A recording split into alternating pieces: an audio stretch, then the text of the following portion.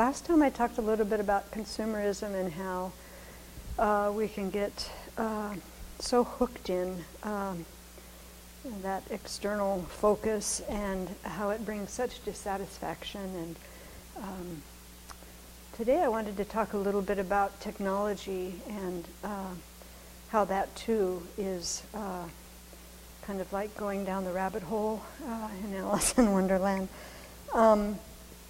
First, when you think about all of the equipment, all of the computers, or, if you buy something today, it's already obsolete. That's kind of crazy, really. And of course, there's such a push to get the very best and the one with all the bells and whistles. And, and the underlying message is that you really won't be very successful unless you have, the perfect model, the perfect software, whatever. And then when you're picking something, to think about all the choices that are involved in, getting the right one. And then you get it home, and then there are a whole nother layer of choices to figure out how to, set it up, and then how to use the software and all the choices around that. And again, this message behind it kind of is, if it isn't complicated, and if there aren't a lot of choices, then it's not going to function very well, I think, and that's kind of crazy, isn't it? And I think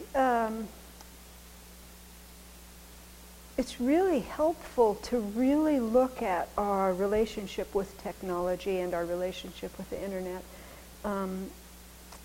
A lot of time can be wasted. Our precious human life can be wasted on this, especially the net, to really think about, how you, because I don't know about you, but, in the past, I would get on the internet for a very specific thing, and 3 hours later, it's like, where am I?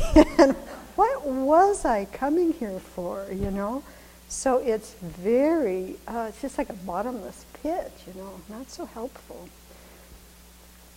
And I think, I was thinking about kind of what is pleasurable about that. And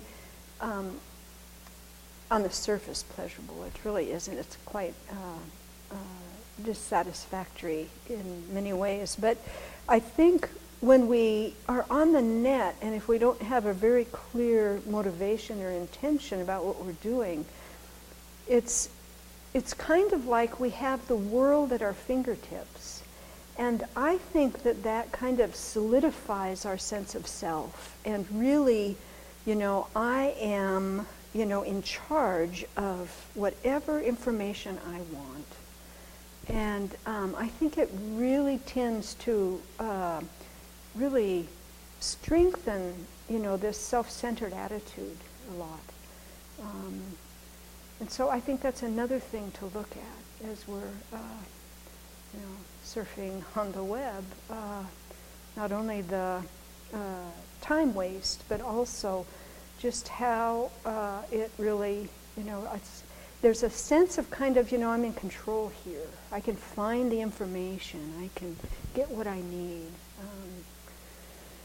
So I think it's important to kind of look at that. And I think often, we complain about getting distracted by technology. And when we configure it that way, we put kind of the responsibility on the outside, Technology distracts me. Versus, my mind wanders. My mind wanders. That's what to look at. My mind wanders. And if we look at it that way,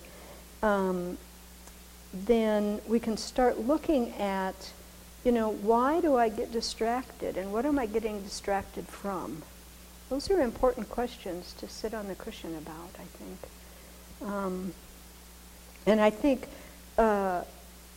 especially if we feel boredom, which to me is kind of a uncomfortable, and there's too much space, So then with distraction, I can fill that space up, with something. So to look at the relationship between distraction and boredom, I think also is kind of helpful.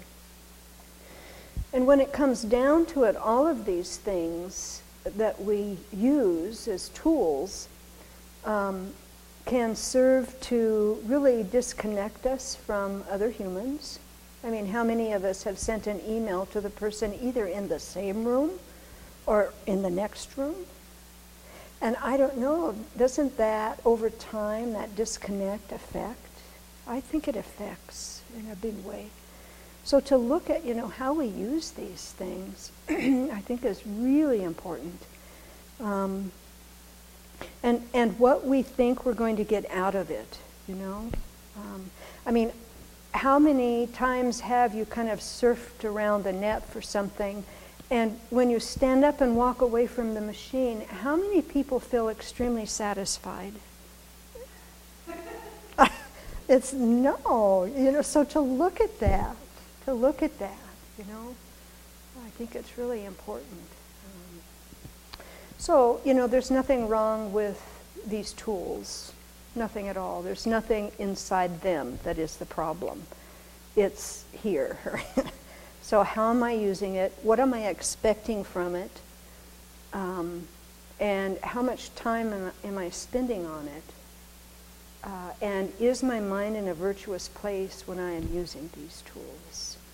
I think those are the questions for us to look at.